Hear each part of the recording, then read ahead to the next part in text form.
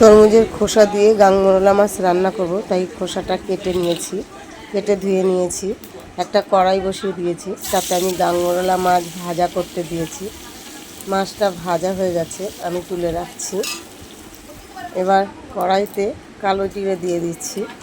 কালো জিরেটা একটু ভাজা ভাজা করে আমি আলু আর তরমুজের খোসাটা দিয়ে দিলাম।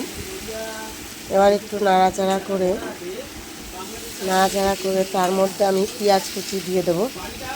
পেঁয়াজ কুচি আর কাঁচা লঙ্কা দিয়ে দিয়েছি।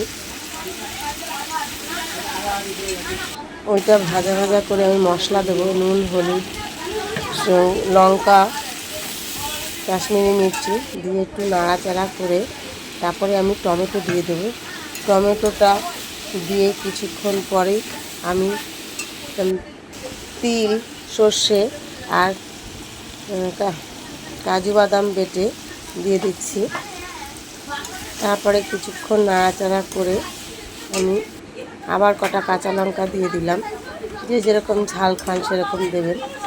এবার আমি জল দিয়ে দেব। জল দিয়ে দিচ্ছি।